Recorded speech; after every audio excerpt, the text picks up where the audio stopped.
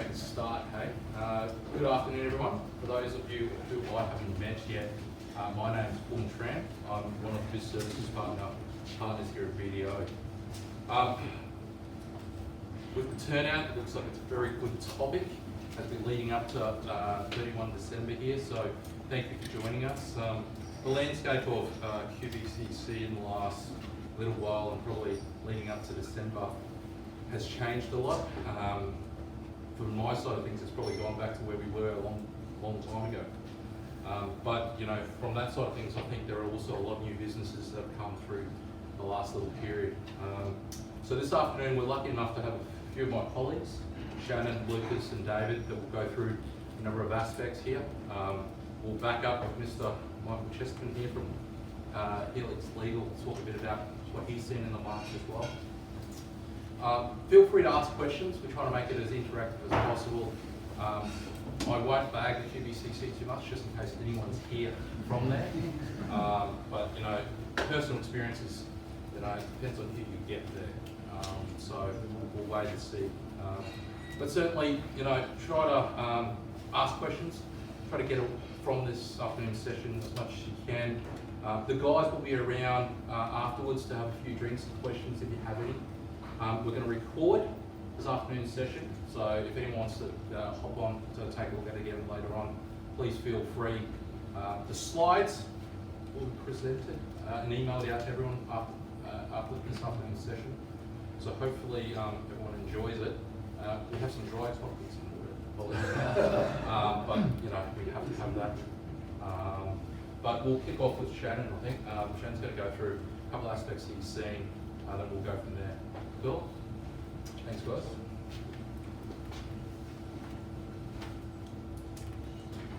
Okay, thanks, Paul. Again, so thank you everyone for turning up. I realise it's a busy time of year, and so we do appreciate people making time to come here. So as Paul said, I'm Shannon Rowe, I'm here in the business services team. I've been working with QBCC licensees for about a decade now. I've been in the industry for about 20 years. So as Swung said, there's been a lot of changes during that time. And right now is a really big time for these licensees, advisors, such as myself, financiers, and everyone else who's involved. So that's why we're all here. The license for a QBCC licensee is often their most valuable asset. Running the risk of a suspension or cancellation is really important for people. It's a really big concern. So we're here to help people. That's what I'm here to do. So everyone here, I believe, is here because they're interested in the industry, they're stakeholders in the industry, and fundamentally they want to make a positive impact on the licensees themselves. I'm going to talk for about 45 minutes here. I'll try and keep it to that. And as Hong said, take questions as we go at the current period of the middle and at the end. Happy to do that. In that time, we'll go through, I guess, what the pointy end thing at the moment is, the pointy end piece, which is the annual financial reporting. I'll go through, and the reason it takes a little bit of time to get to a form is I want to just show everyone what is going on and why the forms are there and what data they're actually collecting. And that really becomes really important. I want to show what the QBCC is actually assessing you against. It's important to know that. If you don't know, then you're going to be a little bit blind when you're lodging the forms. What's required and who does it apply to, and then I'll say I'll run through the form. From there, the second part will deal with the financial reporting strategies of QBCC licensees. So look at structuring all the way back to the structure you choose, how that can affect you, as well as some best practice reporting and lodging MFR reports strategically. So just a brief history, as we alluded to back in the day, everyone had to lodge MFR reports every year. So we're not lodging MFR reports anymore, so I know there's a little bit of confusion out in the market that we're back to the MFR reports. It's not. MFR reports have to be signed by an accountant that is in specific formats. These are much different to the old MFR reports. They are, however, annual reporting. Since end of 2014, I guess, for forever in this industry. There's been significant corporate collapses. I know one of the testimonies is going to talk a little bit about that as to how we got to where we are. In industry, non-payment's a big thing. Everyone will be aware that subbies do often struggle to get paid. There was a discussion paper released September last year, and off the back of that, there was some industry feedback, and then the regs came in live on 1 January. So coming up this year. So that's a really truncated process, and why some of the issues that we're seeing now came to be.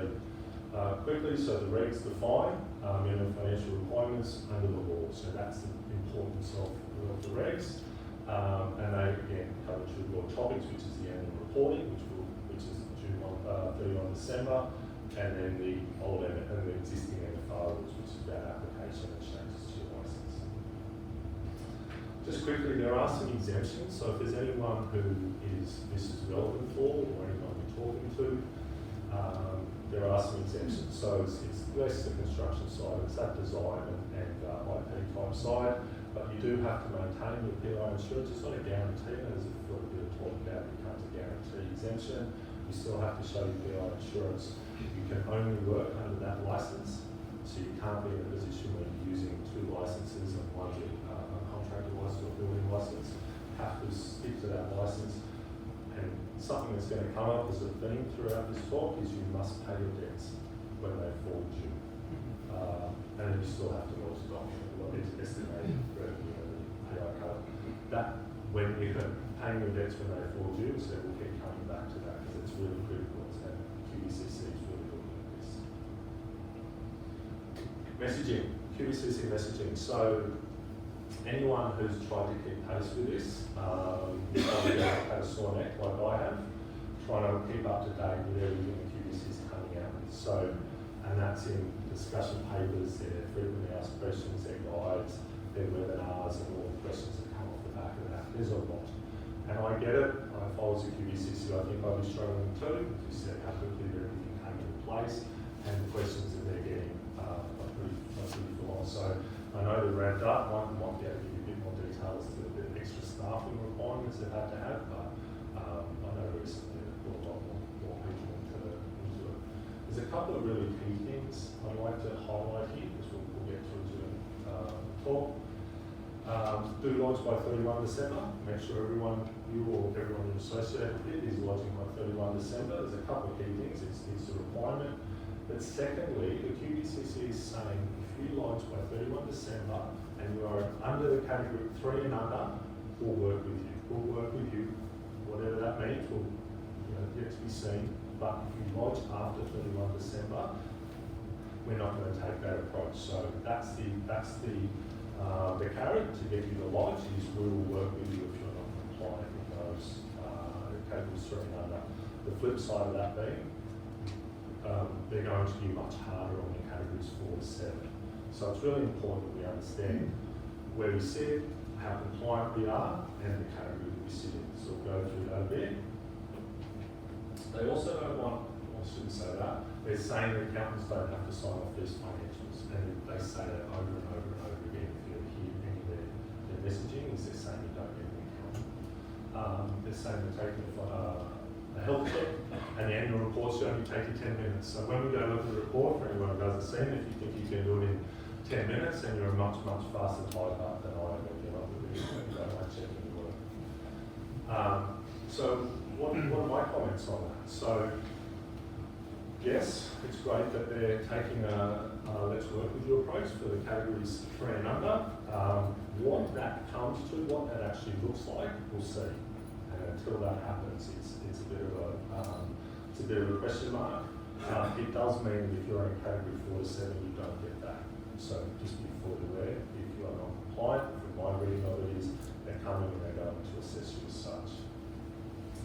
One of the things that I'm looking at is to say, well, if you're relying on a regulator to assess you softly, then that's not a great plan A. Plan A is to get compliant. If you're not compliant, to work out whether you're not compliant and to work towards getting compliant.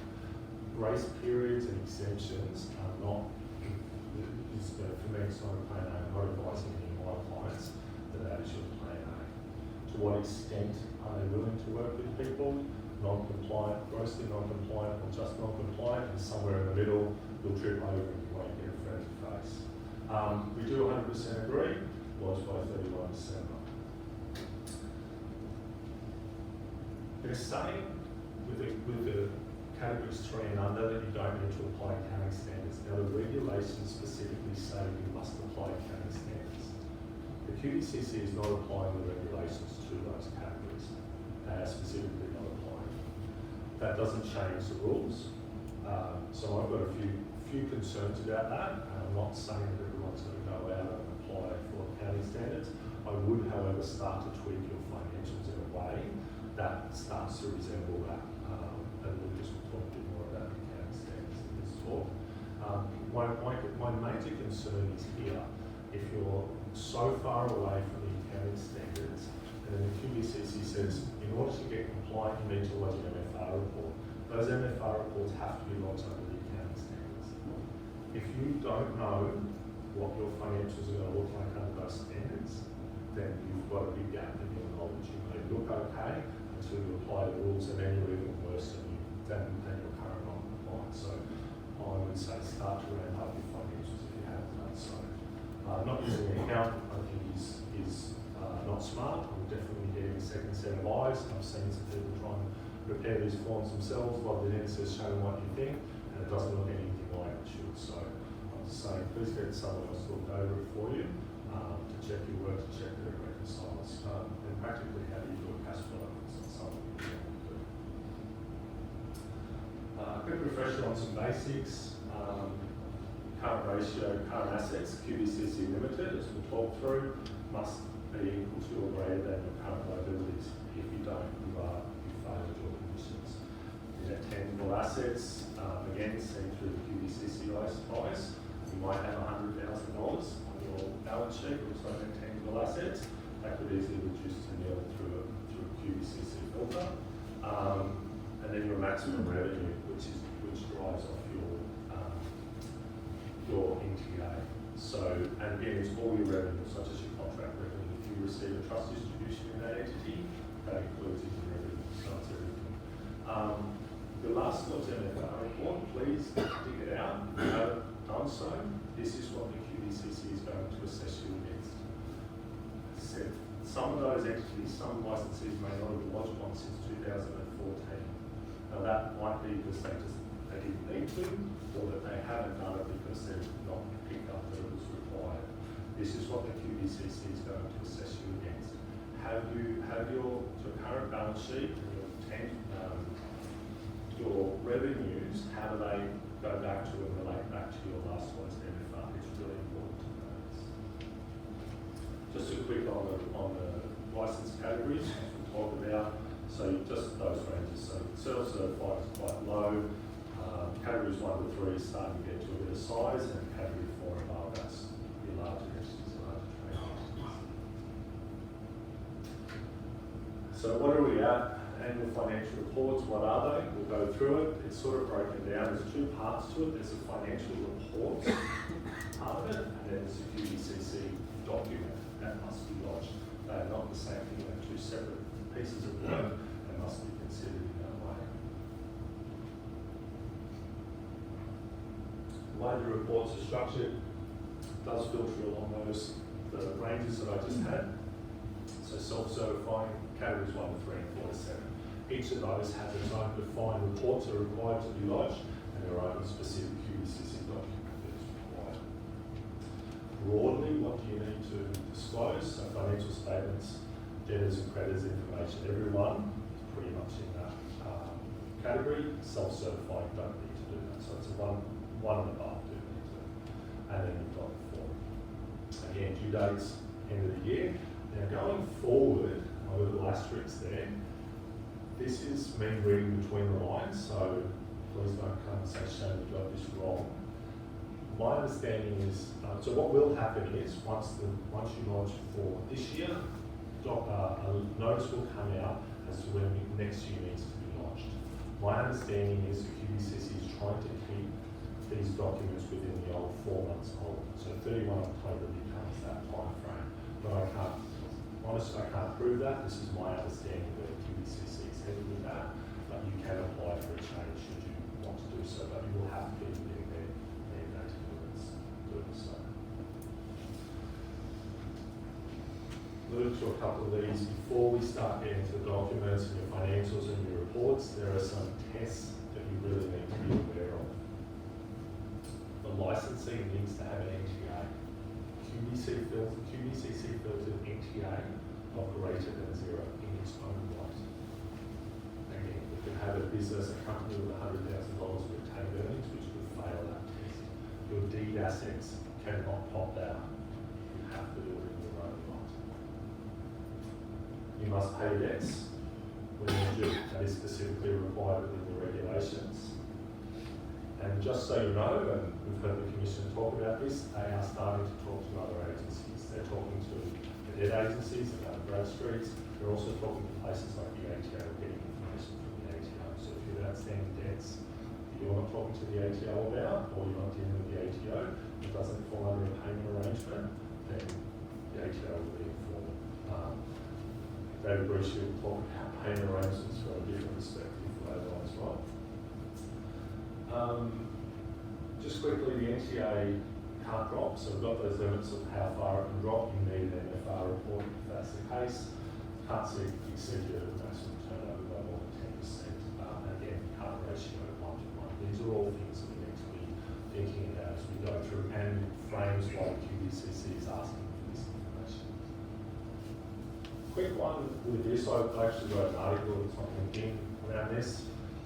For every company or trust, whatever the structure is, there's a license and there's going to be a nominee. Now, a lot of those nominees are acting under the SC1, SC2 licenses. Those nominees are caught up in this reporting requirements. If you have an SC1 or an SC2 license and you only hold it so you can act as the nominee for your trading company, please go and change the license to a nominee license, or you are going to get caught up in this reporting requirements. So that's something I'm happy to talk to people offline about. It's a very simple form. Please go and do that. You change to a nominee. As far as the company is concerned, there's no difference. So again, category breakdown. Again, go on the QBCC website. If it's not something you're 100% sure of, what is your license category, jump on the QBCC website, have a look at what your license category is, do a license search, it will tell you you won't be able to get it wrong. Self-certifying says no financials, but there is a QBCC mandated form. So then here we have our categories 1 to 3, which is defined as internal management accounts. So I've written internal management accounts, like they're not my words, that's the regulations words. And this is part of where the QBCC is coming from as to why they're not applying accounting standards to these entities. You must apply your financial statements. Profit and loss and balance sheet is a cash flow requirement. And you also need to provide age, debtor and creditors reports. So why are they asking for that information? All this leads to our ratios and our formulas that they're driving off. Again, the QBCC mandate form. We'll see something quickly with your debtors and creditors report.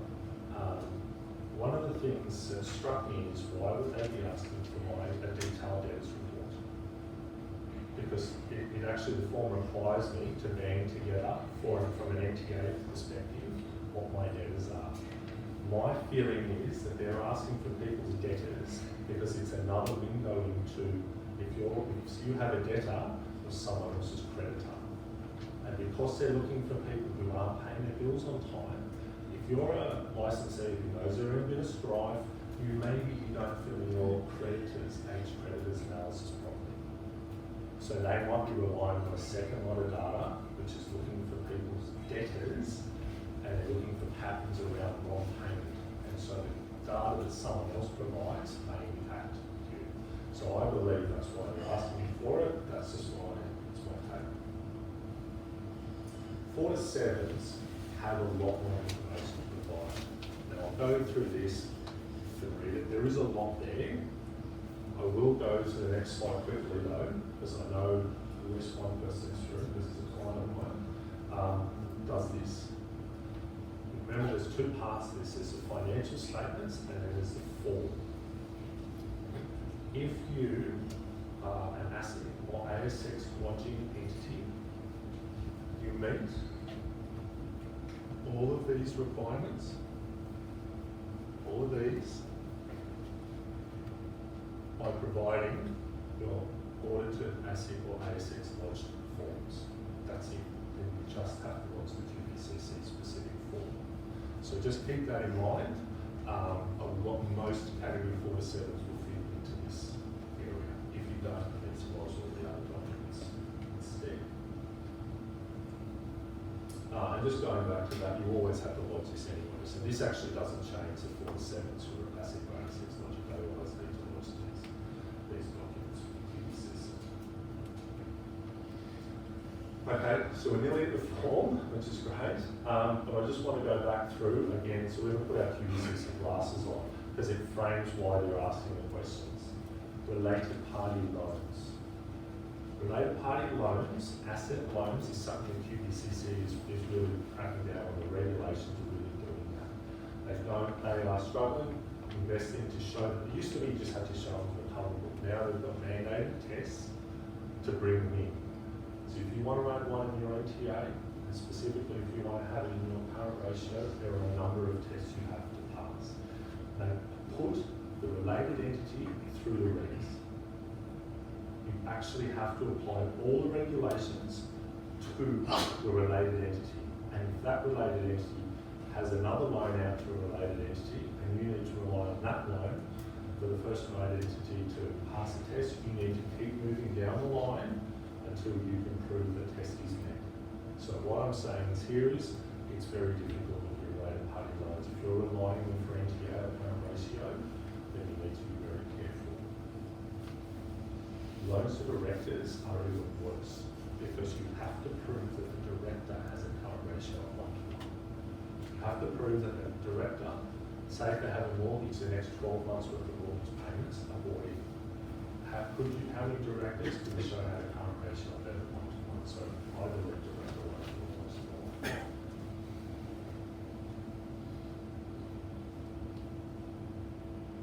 Age debtors, specifically brought in now. At 180 days, you reduce that by 50%. We'll see that in the form where it gets that information. Beyond 365 days, it is a disallowed asset. You can get nothing. Well, again, disallowed assets. So all these assets here, this isn't the exclusive list. The others, there's some pretty exotic stuff in there. This is the main sort of things that are disallowed. Cannot be used by anyone in QBCC land. So this one here, if you're relying on value, one entity relying on value from its shareholdings to prop up its NTA, you can't use it. That's going to be a big one for a lot of structured groups. Okay, the forms, sitting there patiently.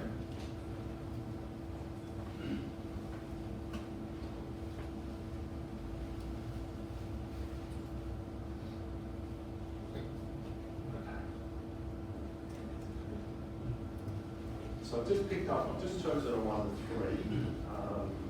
That a lot of people in the room. The 4 to 7s, I said, are a little bit more complex, but not substantially so. This is a PDF. So this is at the portal. I'm not on the portal. Anyone who wants to hear me drone on why I'm not on the portal, be ready and I'll tell you why. But these forms are pretty good. This is the updated forms. Type in them. You can do whatever. And then if you press this submit button, which I won't do now, this brings the form straight up to an email, and you can lodge it that way. So that's just the way we'll be doing it, pressing the video, and that's just the risk associated with that or lodging it for us. You would ask what the main business of the licensee. So this is not obviously just contracting and construction pipeline. This is any business. So if you're in this business, you start ticking some boxes now.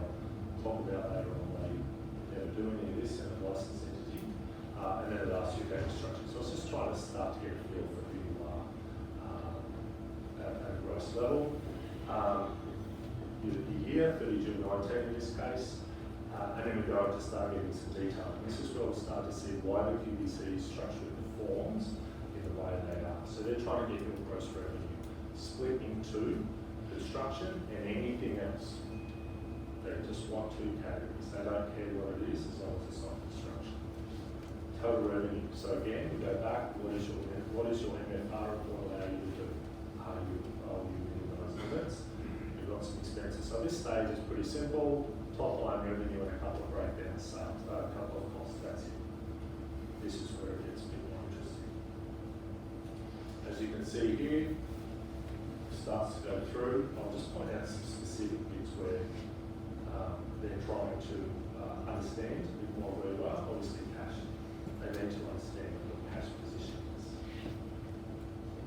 You can see here, this is probably the forms are a little bit funny. You might, as you go through, we've got a column here for current assets. We've got another one down here for other current assets. So I'm not quite sure what the difference between those two is, but I'll leave that to due from related entities. This is where they're trying to find due and try to understand what your related entity position, related entity position is. This is where they're looking. Retentions, just quickly talk about. So, pull your retentions out of your debtors.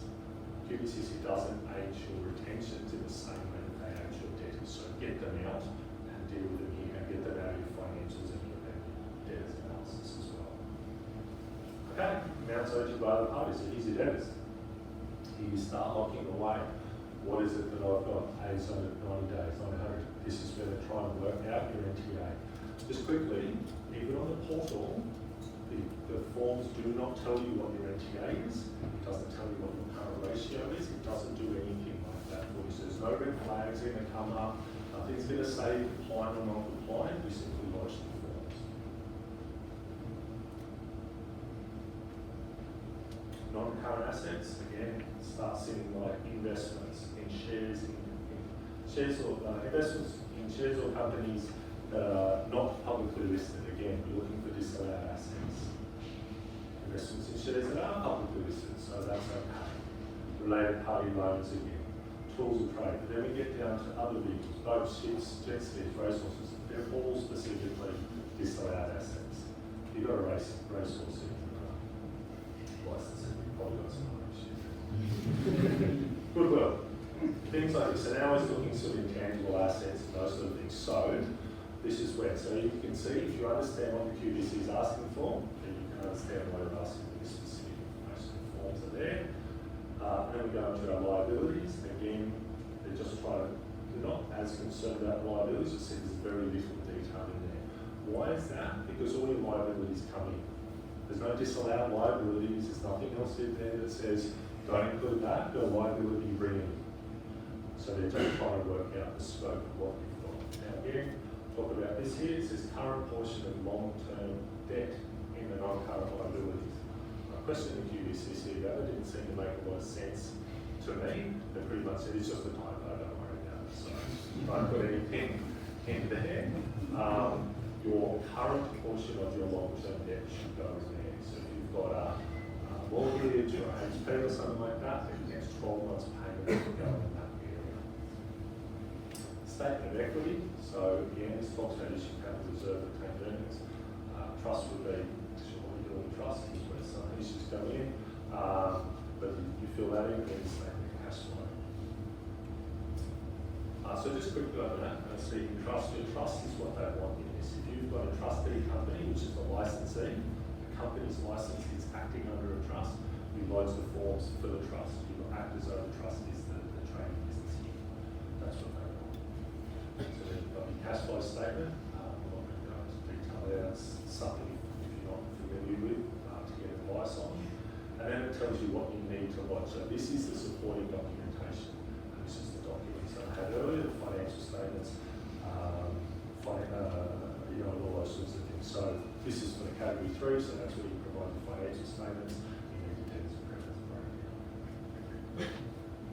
And then you sign it off, and away you go. So that's the form. The 4 to 7s have a little bit more information, but not a lot more. So just run through that.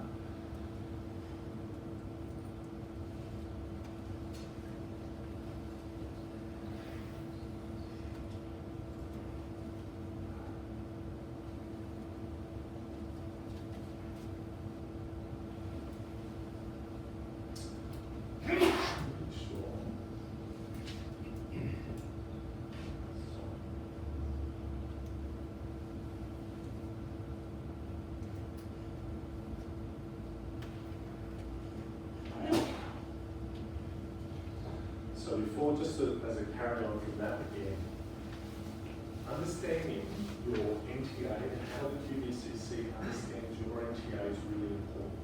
You can see all the bits of information the QBCC is extracting. They are using that to calculate your NTA, your current ratio. Now, they don't have all the detail around your related entity loans at this stage. Remember, they're collected all around the related party convenience requirements, but they don't need to, because at this stage, they're going to start to do some testing as to where you are. The next communication you get from them will be, maybe can you show us how comfortable those lines are? Do you have NTA zero in your own right? Does your report actually reconcile to your financial statements? Please do that. Please make sure that they reconcile across the board. Just a practical thing, when lodging on a portal, it doesn't actually tell you what you've lodged. You have to keep screenshots. There's no way to go back and get that data out of the QBCC portal. It just goes. So if you don't keep it, then you can't prove what happened. So is there any questions at this stage around how that works? Everyone's comfortable? Okay, good question about requirements. One of the requirements was must pay tax or was you, right? That means if you can check payable balance and it's over to 500, because the issue is not compliant with the requirements. And if it's not compliant with the requirements, what's the consequences? Okay, so I guess one day, I guess it's a good question. So what when I say not paying as what do they call it? So QBCC come in and they'll make an assessment of that. Really, where this is an issue is you're not paying on time. And when I say sort of data to this commercial regulating there, what we see in reality is this actually often comes from people calling the QBCC and saying, "I'm not getting paid," and then as a QBCC will come and take action, but they're getting more and more data on this. So it won't be a day or two, it will be structural non-payment of your creditors and specifically your subbies. The subbies is really where they're trying to protect. Here, they want you to, and they're telling you have to pay all your other creditors, but your subbies is really where they're going to come at you for non-payment. Yes? I understand the form looks at the debtor's side of the details. How come they're not detailing the creditor side, considering it's when everything's due and payable? Okay, so this form here, the form is an NTA calculator effectively, and that's why they're breaking it down into those categories. You still have to lodge your age debtors and creditors information, and that's where they'll start looking for that. So that still needs to come in addition to this. The reason they do that is simply for there, because if you do it on the portal, it'll spit straight into a NTA calculator there, and that's why that's like that.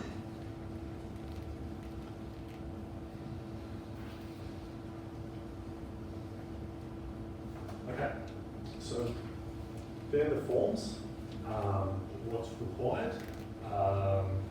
The next real step I want to talk about, which is a much bigger level. So we've got this, we've got some reporting requirements.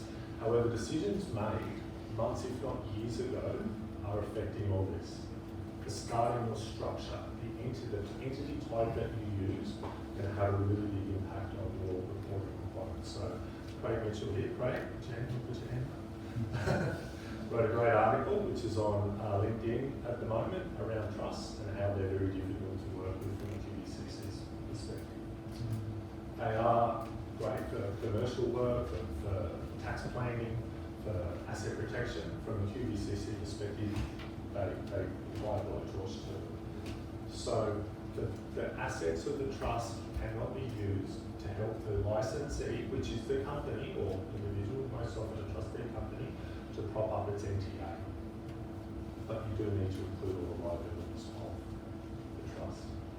So the reality is, if you've got a situation where you have $100 settlement, say in that trust, and a $2 trustee, you now have $102 a buffer to make sure that that licensee maintains an NTA of at least zero.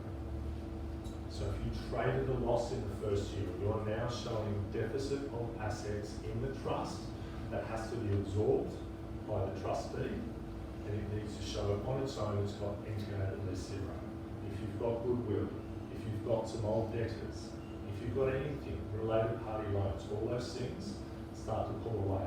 Most trusts on their own don't have any NTA, even if they're clean, because they distribute profit out to their beneficiaries and it keeps it at that level. So there are some ways. There's no great way. In fact, the QBCC even talks about trusts and saying you'll need a deed.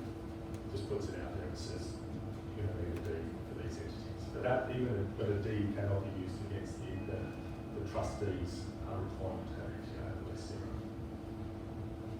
UPEs are liabilities, you cannot prop it up with UPEs.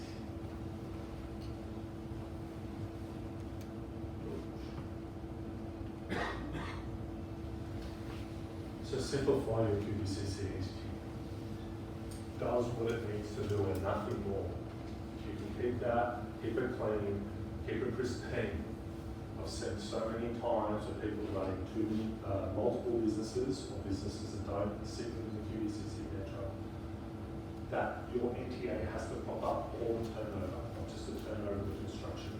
It also creates flaws around flaws on the NTA requirement that you must meet. Do you have to employ staff in the entity? Because those liabilities, annual leave, superannuation, all those sorts of things, they sit on the balance sheet of the employer. And we're talking about creating artificial structures and saying if you've got a group of entities or a service entity that might do that sort of thing, you could employ it outside of the entity and keep those liabilities off your balance sheet. Again, related party loans, we'll talk about them all day, don't have them. It's too hard. Again, the less moving parts, the better. And again, I'll say again, pay your debts when they fall due. If you have any entity that is going to go into trying to get payment terms out of your creditors, trying to stretch those out a little bit, don't have it in your QBCC entity if you don't have to. MFR reports. So I see a lot of people use their MFR reports as needed, and that's it. So we'll talk about the needed, application for a license, you want to increase your maximum revenue, you hit your floor on your NTA, you need to prop it up, you need to do something, changes everything else. So there's a bunch of reasons, they're sort of most common, there's a bunch of reasons you are required to lodge an MFR report. The problem is people only do it when they have to, so they miss opportunities to lodge MFR reports where it can help them strategically. Do you want to lower your turnover? I've seen businesses where the turnover requirements are, so their allowable turnover maximum revenue is well in excess of their actual turnover, but it creates a floor on your NTA, as we've seen. So you don't need it, so you lodge a new MFR report and you can actually choose to reduce your NTA requirement. You can artificially, by on the form, reduce your NTA requirement underneath what your NTA, your real NTA is. If you have a deed of covenant and you want to get out of that, so you're the company, so you had a deed early to get the company going, and now you said the company can now stand on its own. You get a new deed, you get a new MFR in. You say I don't want to use a deed anymore, and you may not have changed your allowable turnover, maximum revenue, but you've changed over now the company supporting its NTA and not the deed. Plan for it. So if you know you're going to do it, get ready because you're going to probably do some financial work soon after year end. Do your MFR report off the back of that. So it doesn't become a new project, it's just an addition to existing projects. Just quickly, the last point. There's been, if you look at the QBCC commentary and the discussion paper from last year, there's a lot of, back when, and till very recently, back when it was done every year, MFR reports have come in and they've been non-compliant. The financials just didn't meet the criteria. So what would happen is the accountant would go back, they get a shot and say, sorry, you're not compliant. The accountant would come back, so don't worry about it, I gave you the wrong financials, and they log a new setting. They wouldn't be compliant. Sorry guys, I gave you the wrong financials, here's the new financials. And this would go on until magically they work out how to become compliant. QBCC doesn't do that anymore. If you are not compliant with the financial statements you lodge in your MFR report, you do get to lodge new financials. However, you need to explain why those financials are correct and the changes that were made from the previously lodged financials. You have to explain that, and they have to understand and believe that they are now the right ones. So you need to get it right the best practice reporting. So thanks, Shannon, for telling me I've got to do a bunch of reporting. What am I going to do about it? So this is it. So this is what we're working with our clients. So don't leave it to the end of the year. Please don't look at this as simply a way of filling in forms you need to do. The forms are an outcome of every decision that you've made prior to that and every piece of work you've done prior to that. So it could be that 31 October next year is your reporting date, which we're 5 months into already. We're 5 months into the program. QBCC grace period only applies for this year, it doesn't apply for next year so far under their messaging. So if you're not compliant next year, you might be compliant this year and not compliant next year, you may not get any sort of grace. So you need to understand how your commercial decisions affect you. Management accounts should have a form under which they talk to the QBCC requirements. So you may not have your standard, you'll have your standard format that may talk to the QBCC, or you may have a separate format that starts to pull out and consider all your requirements so that you are on top of it all the time. You can see trends, and you can see it happening live. You're not just waiting for the account to put something together at the end of the day.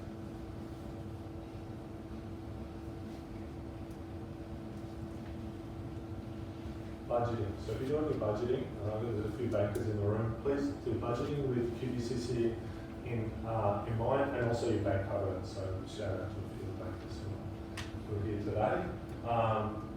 And do the work well before 30 June. So do the heavy lifting, get going, understand you. If you're doing it all past 30 June, maybe there's some decisions you could make in the meantime that help get you there. If you're doing it post 30 June, these decisions that are past you can't manage. So how can BDA help? So this is what we're working through. So what we're doing with our clients is we're first of all gaining an understanding whether they are compliant. Let's start with a baseline of understanding that. Again, it comes back to knowing the rules and how the QBCC looks at that. We can help structure your financial statements in a way that proves compliance or doesn't prove compliance. Either way, at least they are a genuine reflection of your business. One of the things that I've thought about here is someone's going to watch financial statements and where they actually are compliant, but the way they're formatted and the way they fill in the forms will show non-compliance. So you end up going through a process with the QBCC that doesn't help you because you're already compliant and you didn't need to do that.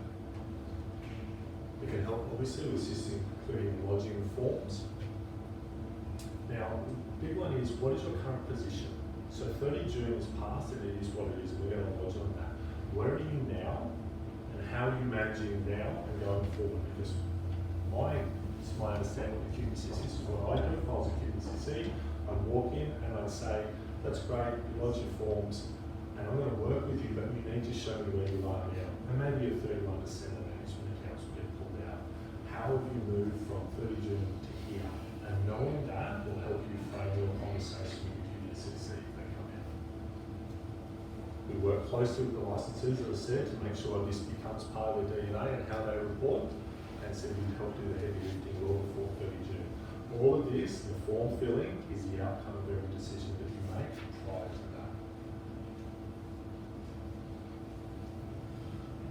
So it's just a summary of what I've there. Look, I guess fundamentally for me, this is about us, as people in this room and people that we associate with, is helping out licensees. We're here because we care, we've got an interest in it, we're all stakeholders in it.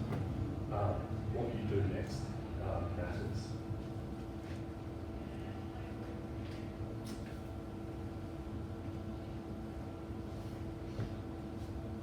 Any further questions? So the requirements and the bar sheet is submitted, right? So the first one is net tangible assets dropped below 23 or is 23%. So what license category? Sorry? What's your license category? License? So, Yeah, so if your NTA is dropped by 20% from your last lodged TFR report, then there's a compliance issue. and the second question about change in of owner, change in owner, right? We're talking about the head tenants and we're talking about the ultimate parent tenant, so ultimate owner of the business. Good question. I don't have an answer to that. This is something you'd be illustration. If you've got a specific scenario like that, it's a bit more, but it might be asking. My reality is if what they're trying to do, and this is, you've got to understand where they're coming from. They're trying to understand one group of people with own business, lodge an MFR report and set their problem. A new group of people come in and they want to understand that that new group of people know what they're doing and that the financial situation hasn't changed. So they will be looking for change of ownership, they're looking for change at the executive level. They're trying to understand risk and the points in time where businesses change, and they're trying to get them to reset themselves from the QBCC's perspective at each stage. So, sorry, the system, obviously, of credit is one thing, but the system of accruals, was that obviously won't be clear. Correct. Well, that's not due or payable at that stage. Assuming it's not due, it's an accrual, it's not due or payable. Well, this is where the question lies, especially for some contractors, we try to make a claim at a point in time and you're not dealing with it. It's not going to show up when your creditors, because they haven't lodged an invoice with respect to. Well, I guess that's where the assessment comes in. Is it due and payable?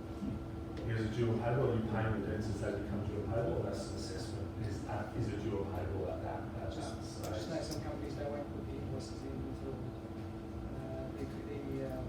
authorised invoices are approved or.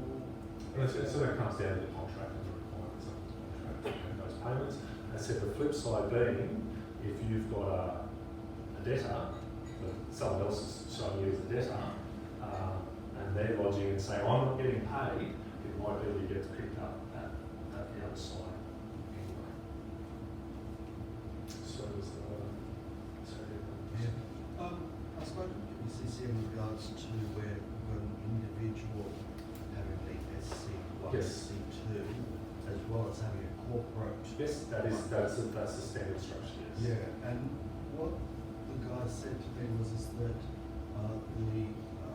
current asset, current liability test is not looked at, but as long as they've got net tangible assets of $46,000 in their own right, that they will actually pass.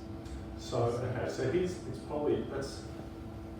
not correct technically under the regulations. That's the way the QBCC is approaching it. They don't want to start hitting out at all these individuals because they don't have a current ratio. If you actually genuinely looked at the rules and looked at your own current ratio, you'd fail. Like almost everyone would fail. It's just the way it is. So and this is what they're trying to say is if you are an individual with an SC1, SC2 license and you don't trade under it, is to change it across to a non-lead license.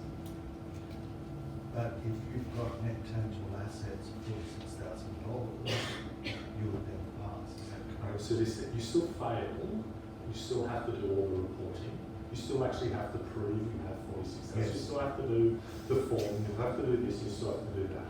So what I'm saying, what is my recommendation is to avoid, if you don't need that license, and every single person I have spoken to in this circumstance has changed or is in the process of changing their license to a non-lead. They don't want to start getting involved in reporting for the sake of reporting, so they just change it across to a non-lead license. So that's different people. I had one person who resisted me for a while, actually I had a couple of people who resisted me for a while, and once we started to go through the process with them, what they need to do and why it doesn't make a lot of sense to have an SC1, SC2 license or trade in your own name, then they're all in the process of changing. So I've got dozens of people I know are currently changing their license across to a non-lead for that purpose.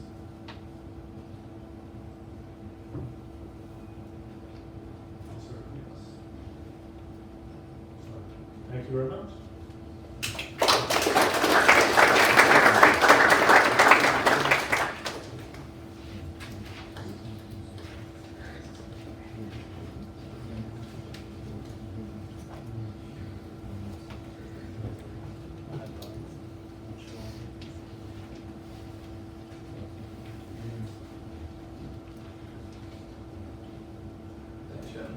Very insightful.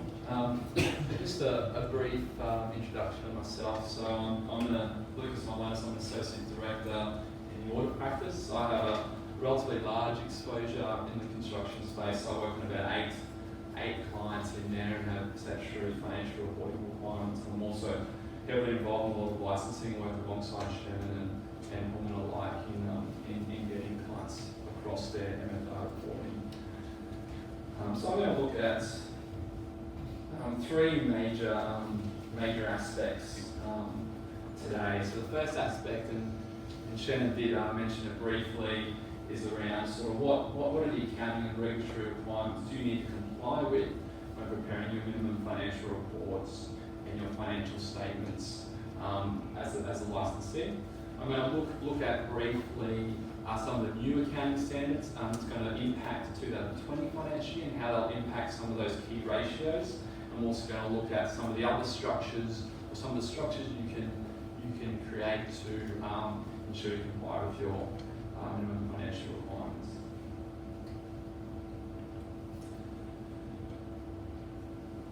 Okay, so as Shannon mentioned before, when completing your MFR reports, you need to comply with the regulations essentially. So there's two sort of key elements in that that link across the financial statements, but also the calculating your ratio. So the first element, which Shannon looked at, was around ensuring compliance with specific regulations. So your tail assets, your liabilities, and your disallowed assets. Ensure you comply with that. You also need to comply with what the regulations call prescribed accounting standards. So I'm often asked by a number of my clients, what do you mean by prescribed accounting standards? So in the regulations, this is what is referred to in the definitions as prescribed accounting standards. And again, it's relatively clear, but not really clear what that actually means. So Australian accounting standards, statement of accounting concepts, interpretations, framework. Practically what that means is when preparing this financial information, you need to comply with all the measurement and recognition criteria of the applicable accounting standards for that year. So what that means is your balance sheet, your profit and loss statement needs to comply with the numbers in there, need to comply with all the accounting standards. And also when something is not addressed with from specifically in the regulations of what's an asset, what's a disallowed asset, it needs to comply with the applicable accounting standard. So that's something that's very important.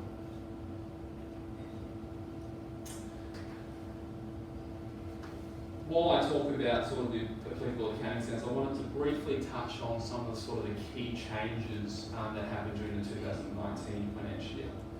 So there's two sort of key changes to accounting standards. I'm going to go through it very briefly, obviously limited time. And the two key changes was compliance with AASB 9 financial instruments, which what we've seen has had probably a minimal impact on your calculation of your NTA and your current ratios, mainly being because the two main differences that I've seen on my construction clients is around related party receivables and provision for debtors.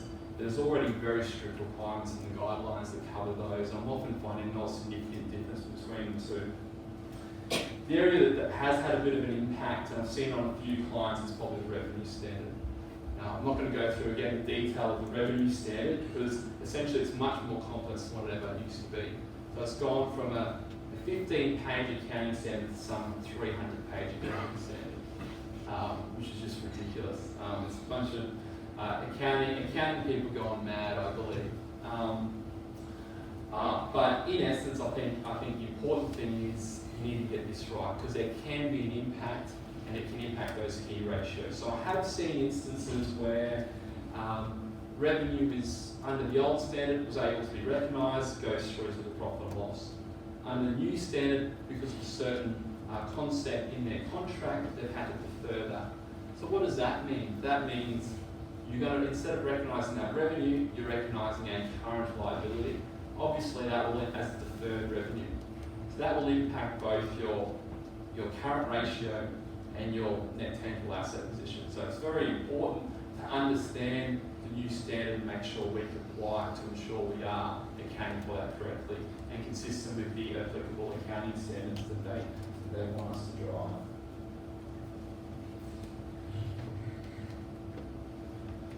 So I've put a bit of a heat map on some of the sort of the key sort of areas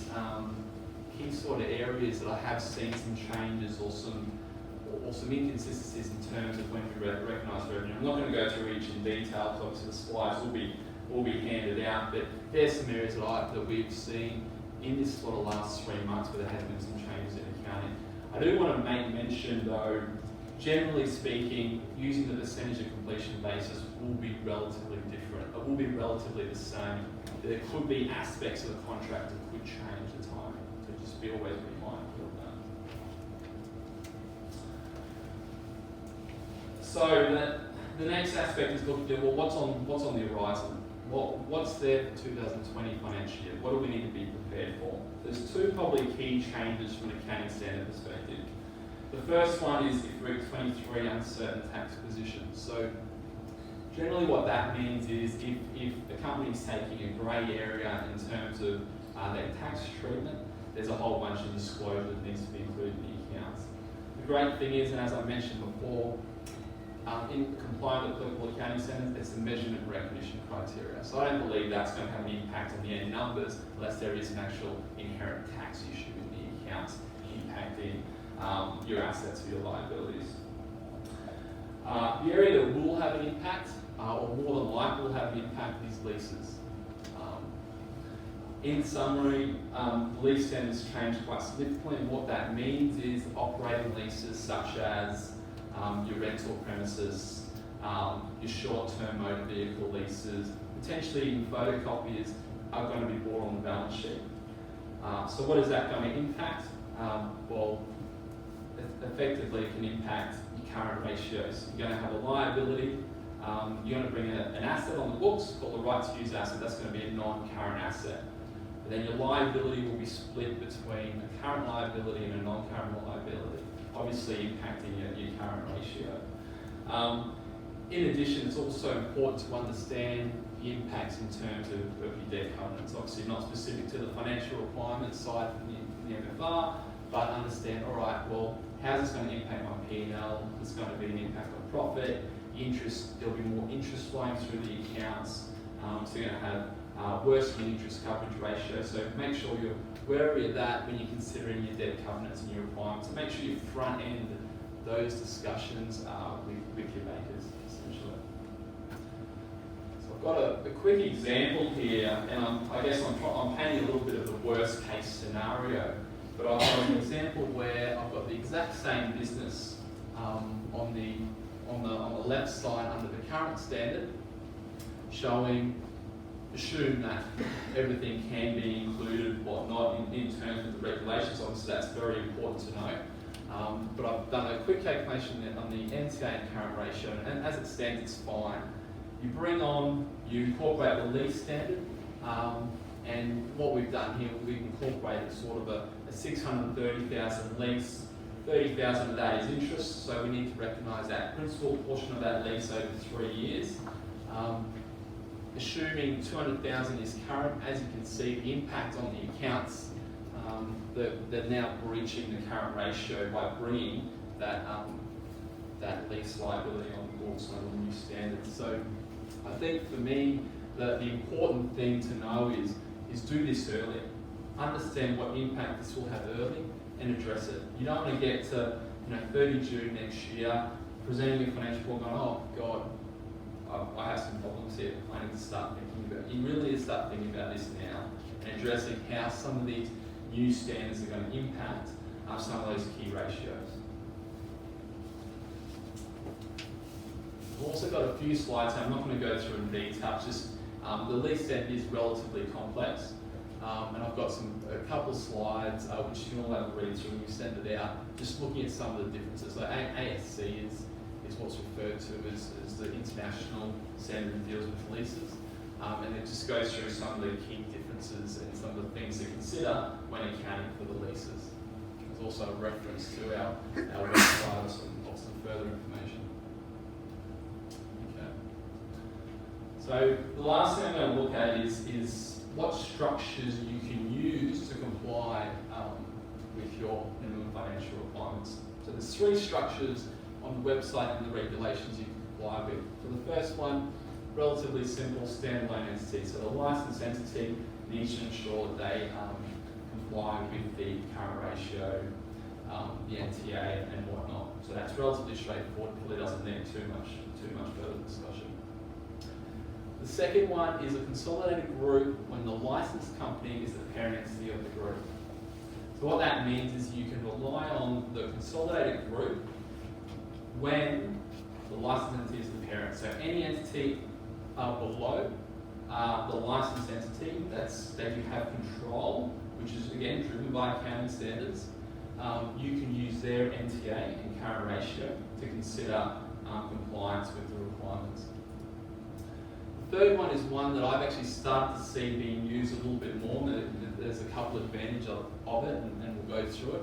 And that is a consolidated group when the licensed company is a party to a deed of cross guarantee. So this instance is not necessarily when they're the parent entity, they've just got to be part of the group that's part of the deed of cross guarantee. Okay. So what is a deed of cross guarantee? Essentially, a deed of cross guarantee is when all companies as part of a deed of cross guarantee guarantees the debts of the other company.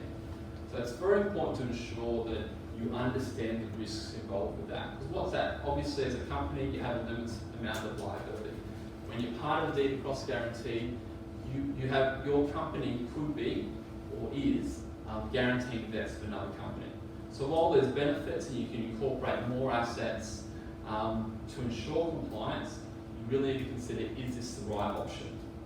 And I think I made mention there, it's probably very important to get some level of legal advice before you decide to enter into that, but it is an option. Some other sort of key factors, QBCC will only consider it, but the company must provide evidence that the deed of cross guarantee was in place for the period of review that they're looking at. And also there's the intention to have that in place for the following year. So if you lodge and then you don't have that deed of cross guarantee when you lodge, you can't use it essentially. So they're looking not just in the now, but also in the future. A couple other facts, can only be applied to 100% owned subsidiaries.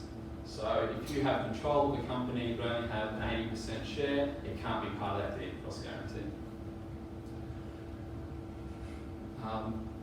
Another aspect, not all 100% owned subsidiaries of that group that's driven again by that parent company has to be part of the deed of cross guarantee. You can pick and choose, but if there is a connection, so a basic example I have is if I have a parent owns 100% of company A owns 100% of company B. If you want company B to be in deed of cross guarantee, company A also has to, because that's part of that chain. But if the parent also owns 100% of company D, but you don't want them to be part of that deed of cross guarantee, they don't need to be. One of the other advantages, and I see it a lot on my clients, is if you are a part of the deed of cross guarantee and you have statutory financial reporting requirements, so you're a large private company and you currently lodge consolidated accounts, you don't need to lodge a separate audit set of accounts for that company. So that's a bit of a cost saver and a time saver in terms of your preparation of financials. Okay, so how do I apply for a deed of cross guarantee? So this is practically straight off the ASIC website, but essentially pro forma 24 deed of cross guarantee needs to be prepared. A certificate setting out prescribed statements about the deed given must be given by a certified practicing lawyer. One keynote, if you do want to take advantage of the getting out of the statutory reporting for that company that does become large, you need to ensure you lodge Form 389, which is an opt-in. So if you don't have that opt-in, you don't get that added advantage for being part of that deed of cross guarantee. It's something I have seen missed in the past. I've also got a link to the website, and ASIC has a really good detail, goes in detail a whole bunch of things to consider as part of that deed of cross guarantee. Any questions? It's a terrible photo, by the way. Lucas, could you go back to the balance sheet that you Yeah.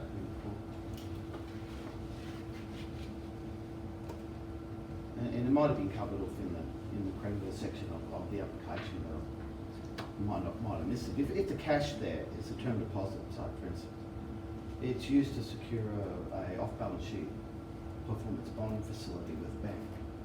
How is that addressed? Like, if it's not addressed somewhere, it inflates the current asset position. Yeah, well, it won't. I mean, it's a guarantee for So it can't a be used. rental. Yeah. So I think the one you probably see the most is where it's a guarantee for a rental bond or something. Yeah, Is that what you're referring yeah. to? It's just that that cash can't be used in the operations of the business, in the trading of the business. It's there as security to secure a number of bonds that the Yeah. banks issued to cover retentions instead of that company paying cash. Yeah. So I'm just wondering how that's been addressed. Yeah, well, if there's no requirement to recognise a liability in relation to that, I don't believe that creates an issue. There might be some things around considering whether it is actually cash or it's a deposit or a guarantee of some sort. And if that is connected to a longer-term arrangement, it might be a non-current asset. But unless there's an actual obligation or a liability in accordance with accounting standards, I don't believe that would have an impact. Other questions? Okay, so for the one, in respect of changing the structure to comply, right, you mentioned that unlikely we'll be able to change it. So it's unlikely or we're not allowed to change the structure, right? Reporting is the loan entity and then move to the consolidated entity. Right? Whether you're allowed to change the Yeah. structure. You got So originally we were reporting as a standalone entity and then decided to report as a consolidated entity or vice versa. So could we change the structure that is reported? I believe, yeah, we have to look into it. I have seen structure being changed, actually, one of my clients did change it, and they submitted an MFR to change it, but I'm not 100% sure specifically what that requirement was, but it wasn't an issue and they got through, so happy to put that on those.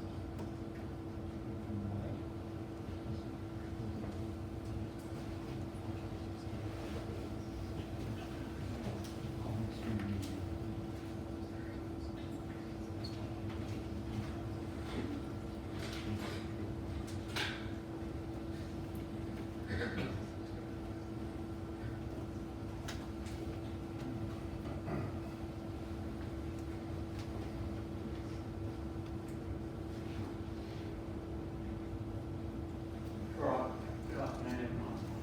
My name's David, I'm going to do a presentation relevant to a little bit of what we talked about this morning, QBCC, and also going to do a little bit of a business restructuring aspect. I'm going to take you through some of the, the impacts of when you do have a financially distressed business, what business restructuring does, various options that could be available, and how that could impact the QBCC license depending on which part of the option you do. So we're going to work, I'll give you some information about what we do, a little bit of an overview, a quick snapshot. There's, I guess you could say, a formal and informal element to business restructuring. A formal element is external administrations, informal is your cash flow. So we'll do a bit of a high-level overview on some of those elements shortly, but that's just a bit of an overview. The indicators of insolvency, this case has been around for many years. Basically, this case went through all the indicators of insolvency and all these tests were met at one time. Liquidity ratios, that's what we've been banging on about today, so current versus liability ratios, that's been spoken about. Ability to produce financial reports. If you can't produce your financial reports quickly, then you might have an issue. It doesn't mean that you are insolvent if you can't do one of these things, they're just an indicator. But if there's the right indicators together, then we have a problem. Why is avoiding insolvency important for a QBCC license holder? Quite simply, if you become bankrupt, if you director of a company into liquidation, you're a former director of a company that goes into liquidation, has an administrator appointed, then you are excluded as an individual from holding a QBCC licence as a nominee, or partaking in a registered company with a QBCC licence going forward. So those things to bear in mind. There's a fact sheet on the QBCC website that you can look into as well. I'll summarise some of that already. Length of time for exclusion from 1 July 15 if the insolvency event happens after then. That's 3 years. If you've been involved in 2 or more insolvency events, so you continue to trade 5 years later, you set up the company and start again, you can face a lifetime exclusion. So it's important to make sure about the decisions and get the correct advice before you go through where you need to appoint a liquidator, or is there another option available. In addition to that, you've got an influential person. The company may have had a QBCC licence, but within that company there's other directors or other parties that are in a position to influence those financial affairs and the outcomes of that company. So bear in mind, if you are that influential person and you wish to apply for a QBCC licence, there might be some repercussions with that going forward. In insolvent administrations, there's put them in 2 categories. Generally, there's accredited director, so court liquidation, a receivership or a bank that makes an appointment, agent for the mortgagee in possession when the bank enters into possession, or a financier. And then there's the client director appointment. It's a voluntary administration, reverse voluntary liquidation, or bankruptcy. I'm going to give a little bit of a plug to members' voluntary liquidations.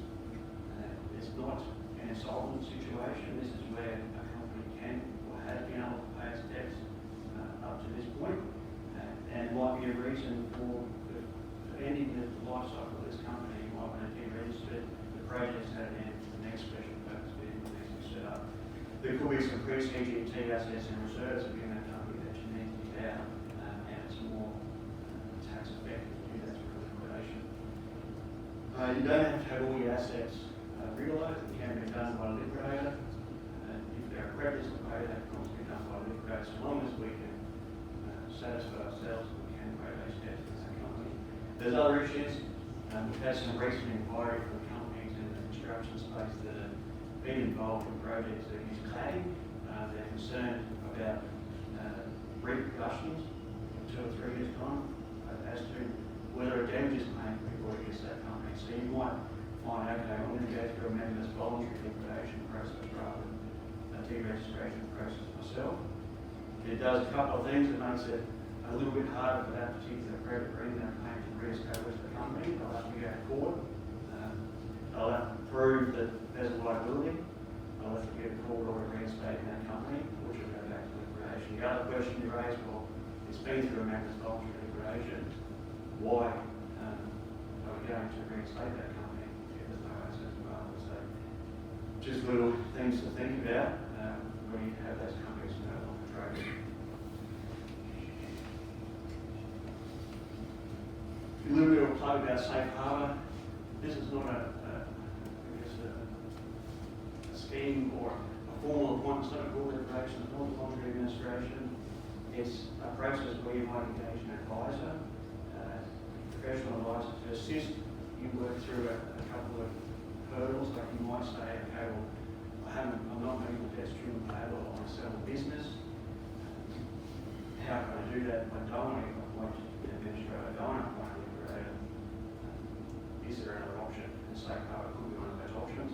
There are a couple of requirements to satisfy before you can do safe harbour. You need to have your employee entitlements up to date.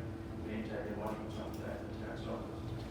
And your books and records need to be appropriately maintained. So long as it's a better outcome, it's an option that's available before you consider administration or liquidation. It may not actually result in the company going to administration. If you sell a business and you get enough money to pay all your creditors, well, great. So it's an option. Cash flow preparation. This is something we do in business restructuring as well. So we separate the difference between, profit and cash. showing that your cash and your cash equivalents can include creditors and your current liabilities for an interim payable. Just remember, if you're doing your cash flow to bring in or bring forward contractual obligations, you might have a balloon repayment to a financier. Your finance facilities might come up for renewal. Bear that in mind. If there's a partner exiting the business, how do you pay that partner out? What are the, is there any equity to be refunded? Is there a partner coming into the business or another a director or shareholder? The injection of that share capital and how that impacts on your cash flow. Employee terminations can be quite costly.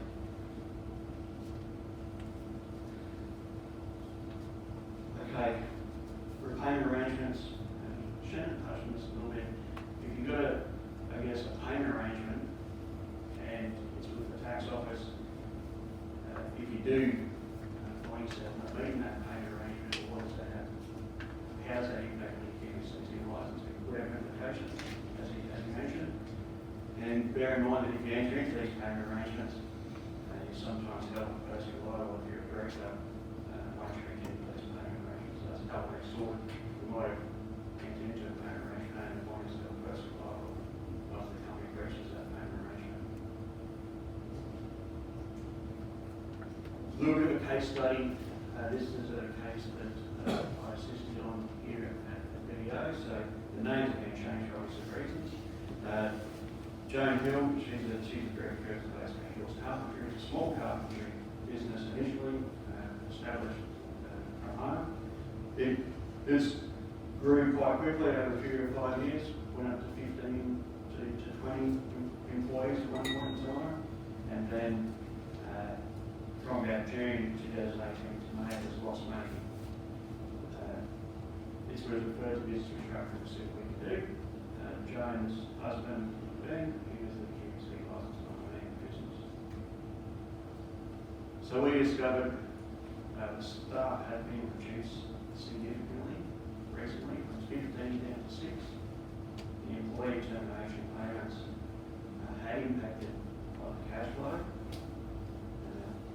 Ben, who used to be on site controlling the cost, running the jobs, so they even putting a door handle on a door to a small renovation, was now in the office.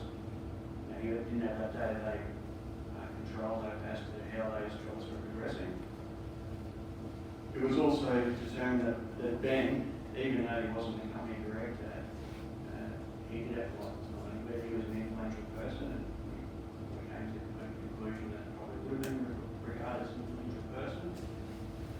Ben and Jenny came and said, okay, we're considering liquidation, we've had these problems, and we want to set up a new entity, and now apply for a new QBCC license if that entity. That was where it started. We said, okay, fine, that's what you're saying, whether that has a repercussions we can track, and we came up with a solution. So, in effect, there were some finance vehicles and trucks. After the employees have been terminated, a lot of these vehicles and trucks are not being used. So we agreed with some of those financiers to get a security release for a shortfall on those vehicles, which freed up their cash repayments, and the balance owing under their facilities was refinanced with the same period of the loan. So that assisted in a month-to-month basis. We negotiated along with the director a payment arrangement with the tax office to pay off the arrears. It's about $200,000 owed to the tax office, no interest, and that's over a period of 2 years. They didn't have any cash forecasts, so they had a reasonable paper that was able to produce reports, and the information was recorded reasonably accurately on a weekly basis. We worked with the bookkeeper and the company and the director to prepare forecasts on a monthly basis. Those forecasts were then compared regularly, still are, as far as I know, on a monthly basis to make sure that they're met. If there's any variations to what the forecast was compared to the actuals, well, there needs to be a change in that forecast going forward. Within that cash flow, we also ensured that Ben and Joan were included as however, the main vendor is now on site managing the jobs, and all the smaller jobs he completes himself. QBCC's license is not risk, not yet, service to the end. Key takeaways from this presentation: seek professional advice early, assistance, be aware of your employment obligation, including taxation and QBCC requirements. What does my future cash flow look like? And it may be that the business can't survive. What plan do I have in place? How am I going to sell a business? How am I going to close this business down? Consider those things. Consider amendments, voluntary liquidation, and wind up companies out of protection against possible future claims. And do I have any of those insolvency indicators present? Should I be worried? That's it. That's simple. Thank you.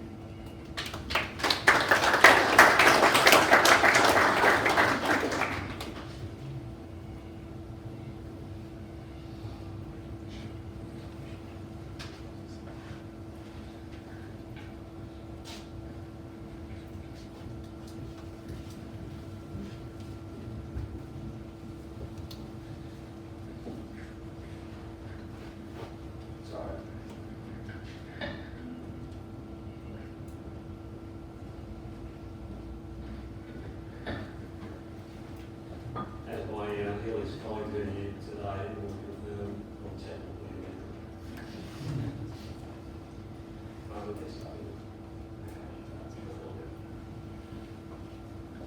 Okay. Thanks for giving me the opportunity to be here, everybody, and Shannon, thanks very much for allowing me to be here. Very quickly, I'm not going to spend much time on this. This is the only bit of the sales pitch I'm going to put here. Hill, it's legal. We are different. We're different for a number of reasons.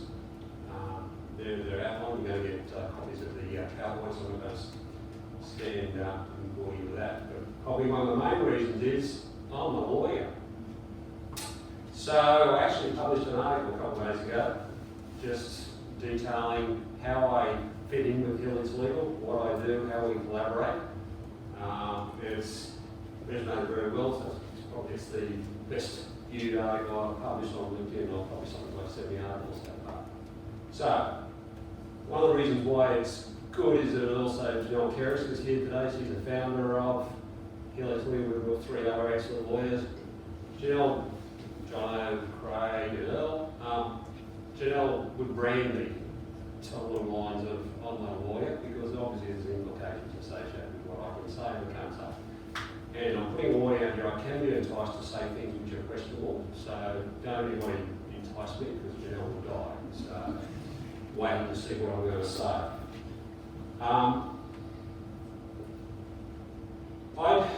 When I was preparing for this, I thought I would just leave as much room to be able to put a finishing touch on it based on how the presentations went. So I haven't come up with any specific words, and all the way through the presentation, I kept on thinking I need to lift my contribution a little bit higher to explain how the hell we got here and the reasons for it. Now, that is just a snapshot of Courier Mail articles, headlines, just currently. So that is the why, from a government perspective, why we're dealing with what we're dealing with now. However, through my life, and I was 22 years with the building industry regulator before I joined Hill, it's legal 3 years ago. Building regulator with the VSA/QBCC. I've been through about 6 phases of that. Okay? So it's always a challenge for governments to try to get to produce what they call security of payment, effective security of payment reforms. But like I said, one of the things is that this is cyclical. I've been here, I've seen it done before. What is different this time round, and just I'll try to put this in general context, is that 4 or 5 years ago, up until 4 or 5 years ago, the building regulator had responsibility for both the policy development and its implementation. So for all the years I was fortunate enough to work with the QBCC in certain things, I was, and everybody else was have the capacity to go out and consult with the industry, engage with the industry, get feedback, come back, work policy up, take policy positions to government, to be approved through legislation and then implement. 4 or 5 years ago, it was decided that those two functions needed to be split. So now you've got policy and legislation being developed within the Department of Public Housing and Public Works, and the industry regulator is that, just the regulator. Now that is what is generally known around the world as best practice in terms of the way in which you should go about this. There should be a separation. But why is this relevant to try to explain to you what's happened here? Because this is the first time that legislation is being developed with through such a specific separation. So you can probably see, I've never seen so much legislation in one hit that the industry has to come to terms with. And I think it's got to do with the fact that there's this separation, that you can have good ideas and good views, and it's implemented and it becomes legislation.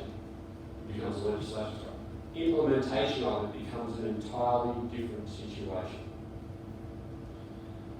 So, and the MFRs, we've been talking about the minimum financial requirements or the annual reporting, there is differences as we've heard today. The financial reporting is one aspect of these reform packages. So the reform packages had 4 key elements to them. One was the introduction of things called project bank accounts, trust accounts, that builders were required to establish so that monies are isolated and protected for subcontractors down the stream. There was reforms to a process called adjudication, which I used to be the adjudication registrar, which is dispute resolution. There's proposed to be reforms to contracts, mandating and prohibiting of contracts, certain clauses, and the MFRs, or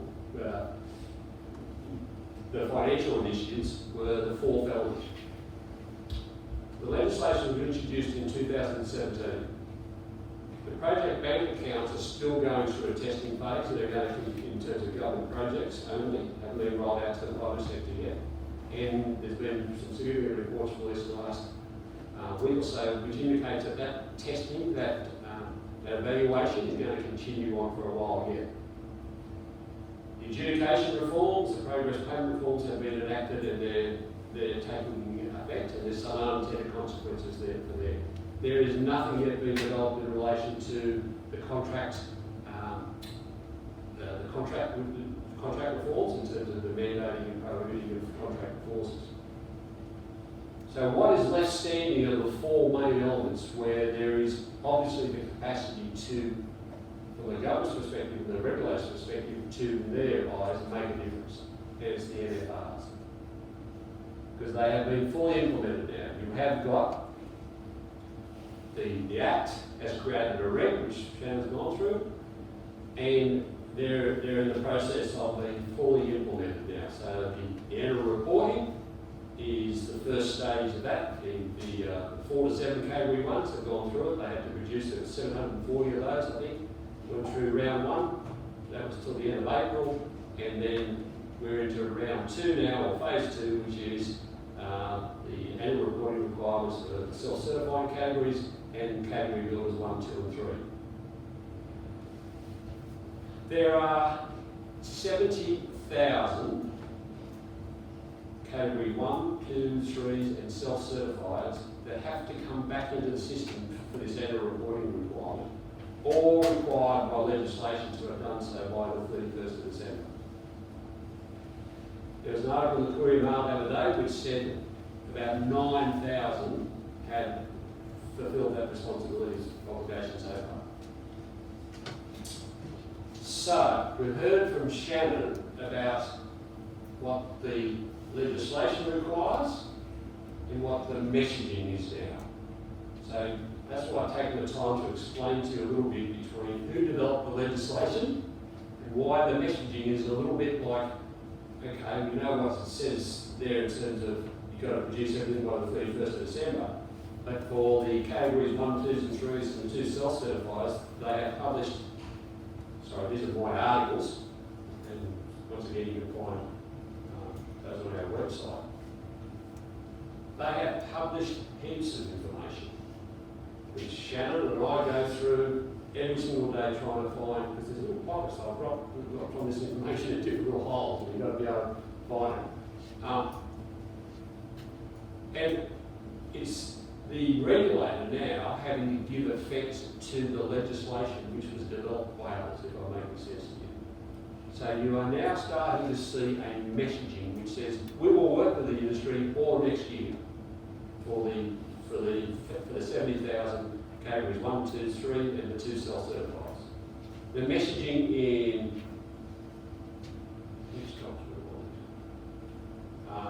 sorry. The messaging in there, in that one, is really, really significant and important. However, as Shannon has said, the working with you will come to a grinding halt if there's any issues associated with paying debts. So one of the obligations required is you must have to pay your debts always as they're due and required. That's one of the requirements. So that working together will not, well, like I said, come to an end if the QBCC has issues or identifies issues in terms of paying their debts. And one of the major issues associated is that they get information from other people, other contractors. But they also are very in tune now, and I've written articles about it, in terms of becoming what's called an insight-driven regulator. Regulator. So they are working with other regulators. They are getting information, sharing information, getting information from the ATO, ASIC, all sorts of information. So if there's any indication of payment problems, workplace health and safety, all sorts of stuff, any issues that might cause payment stress, they will then all bets off. So if there's a message here to everyone is, I will always faithfully report what the QBCC is messaging, and I will always advise our clients in terms of what the legislation requires.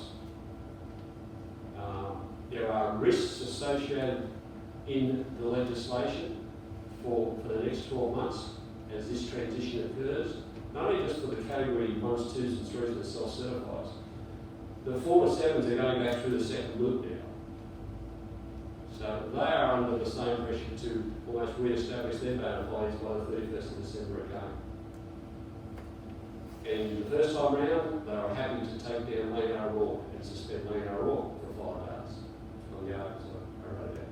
I would expect that this time round, hopefully, the bigger guys have got their houses in order, and some of the complaints and complacency that might have been existing the first time round won't be there the second time.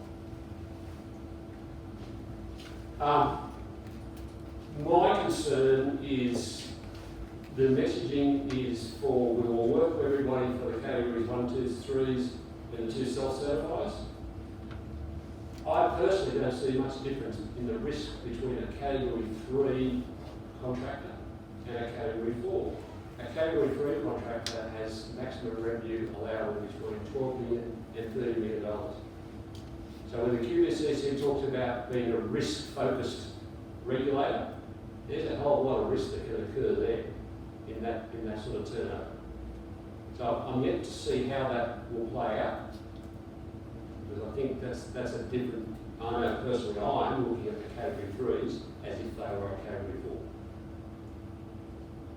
Okay. So I hope it gives you a little bit of context as to how we've got here today and the challenges that are facing the industry in this reintroduction of the annual reporting, and then the MFR, the MFRs being toughened. The reform process was effectively about 5 years.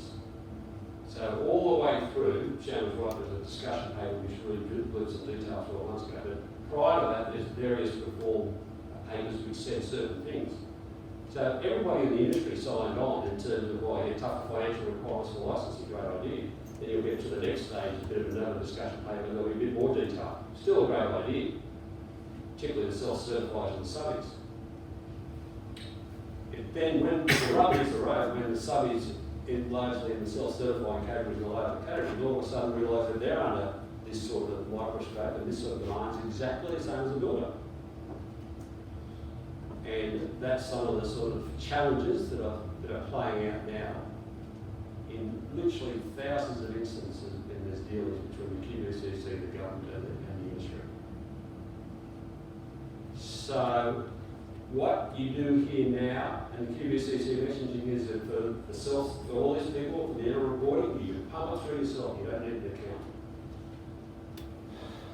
I would tell any client, okay, you can pump it through yourself, but have a word to your accountant before you do it. Understand what you're putting through.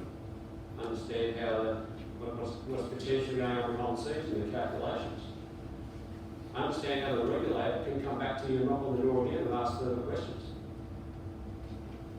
So this whole process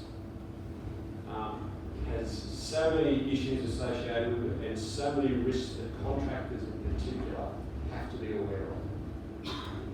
Now, from my perspective, understanding how to do the QBCC is obviously one of my strengths.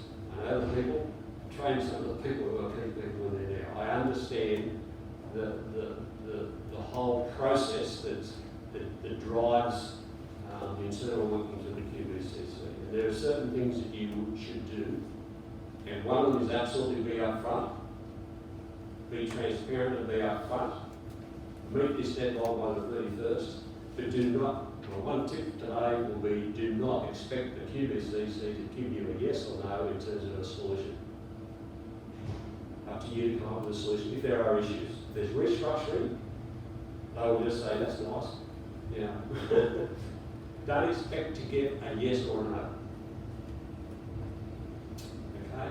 Watch your time frames, watch your obligations, understand that there are consequences for not getting information in, which can trigger also potential suspensions and cancellations.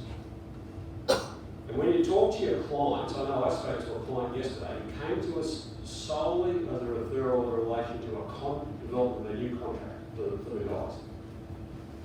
When I spoke to that person, he was a client who'd done a lot of work in New South Wales, not much in Queensland. Had a licence, looked up the licence, great. Certain category, looks fine. I'm thinking, okay, well the contract is this, and okay, that's still what you have to pay. But I just asked the question. Is this entity, which is licensed in Queensland, is it doing other things? Oh, yeah, that's $200 million entity that's working right throughout Australia. So, which is way, way down received the licence category that he's got done here. Didn't know that thought that those requirements only applied to Queensland construction. Okay, so when you're talking to clients, when I talk to clients, I spread my sort of gaze in terms of not just what they're asking for, I go and ask a few other questions. Because a suspension of the licence can have serious consequences for a contract, obviously. So that's about all I've got to say. I hope you got some value of that and put some context as to how and why we are in this particular position. Happy to answer any questions.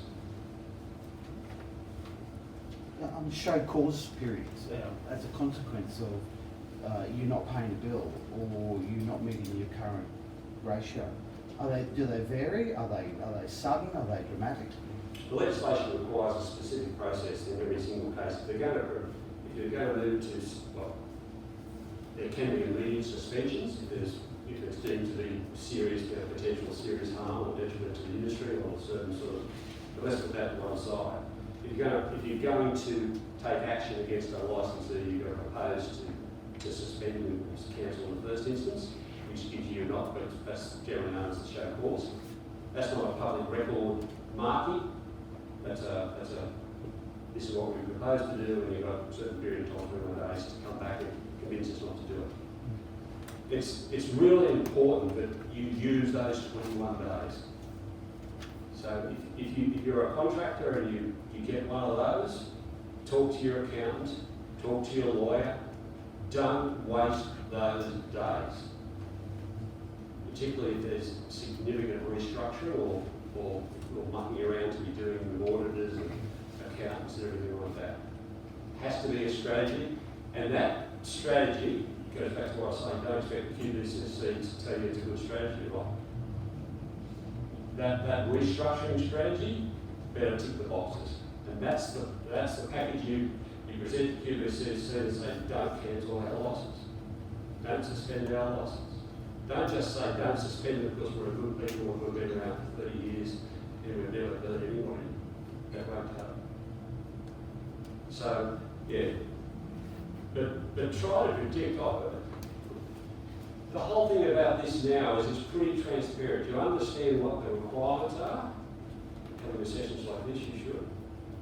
And my view is you can do two things. You can sort of put your hand up in your hands and just say, woe is me, and just hope to get through the process.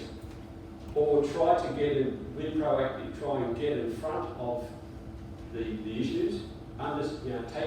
Take your health check and do it yourselves with your accountant. If there are legal issues, sit down and talk with your lawyers also.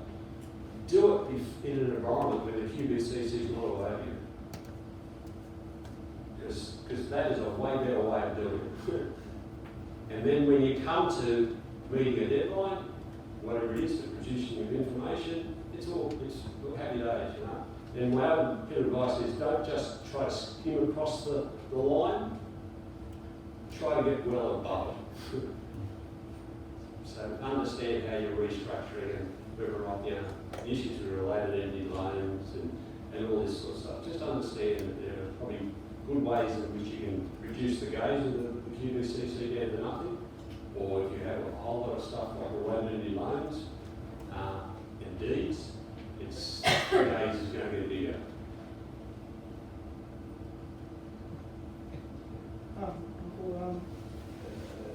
What's your thoughts about the recent changes to the Labour Act in respect to the subcontractor potentially making a claim directly to your client, especially in the case where it's potentially you're in administration, voluntary administration, holding that claim for your name. So what is So the subcontractor believes that they've got a claim against you, and because of the Labour Act now they go directly to the client to try and collect the money because they believe they can't get the money directly. So they lodge an adjudication application? No, they go straight to the client. They've gone straight to your client. You've gone straight to the client on the basis of you owe us money? Back to the US Labour Act, they've gone straight to the client. Because they're saying you owe me money. And you're saying then, well, that's not the issues associated with potential that information can be passed on to the QBCC. Then the QBCC has to make a judgment about whether or not it's a contested debt or an uncontested debt, basically. So if it's a contested debt where you can show no, that's the way to test that, you have to produce some information like that. But if there's no contesting of it, if it's a judgment or, for instance, an adjudication decision, that's been determined. So that's the evidence that if it's, it's just, I think I owe money and I'm coming to the QBCC. I, a subcontractor, think I owe money and I'm coming to the QBCC because they have built and paid me. There's a process that they have to work through to assess that okay. I think the issue that I've experienced recently for company is that companies now in administration, and therefore the claim can't be released for cash flow to pay its employees as well. So the creditors, it's instead of becoming a normal creditor, it's now become the preferred creditor in the circumstances of the case. Maybe you have a chat to me or a lawyer or might actually do this. Lawyers, I don't think legal advice, I'll do that. Yes. Assuming that the remaining 81,000 lodgements hit on the 31st of December. It's a good Christmas. I was going to say, how are they equipped to cope, and when will the there be, the discussions passed on each one of those missions as to the final of the? Yeah, it's a great question.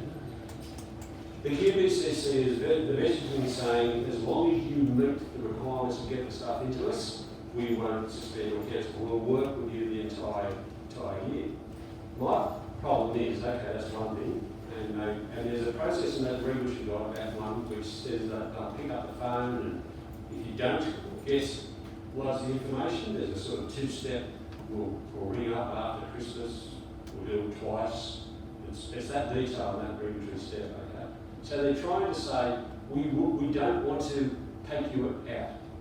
But it will get to a point where, if there's 70,000, which there are 70,000 required in this category, there are 9,000 according to Courier Mail in the license so far. Let's say that by the 31st of December there's 20,000. It's still 50,000 if I'm getting my son's okay, because I also on the account. There's still 50,000. And they're going to have to work with those 50,000. And a lot of these guys, most of these ones are little guys. You know, little self-certifiers trading up to $200,000 who have never had the blowtorch put on them like this. Now, how it all plays out next year, huge challenge for the QBCC. It's also an election year next year, so, you know, how they transition and deal with every single one of these contractors is going to be a significant issue. I suspect, well, I think the messaging says, as long as you don't have money, we'll work with you, we'll work with you, we'll work with you. We don't want to take your hit. But as soon as there's any issues associated with money, debts, judgments, terms starting to blow out with suppliers, because they've got good access to information in terms of supply details. So all of a sudden there's a lot of money in the 90 days, which weren't there before. That can trigger all sorts of questions, and that's the sort of licensee the QBCC probably will not be inclined to work with.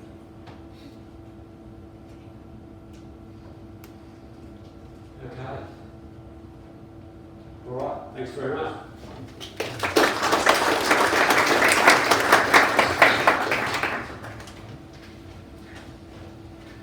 Thanks for that, Michael. Much appreciated. I always feel like it's always a good story to tell. Just there's a few, we'll head out now for drinks. There's a few BDO people around as well, so if you want to grab anyone and have a chat, BDO guys are there for chat as well. I'll be around for quite a while and I'll present a little bit. So thank you very much, everyone. It's much appreciated taking your time out to come and hear about this, which is a topical issue that's going around, and have a drink. Thank you.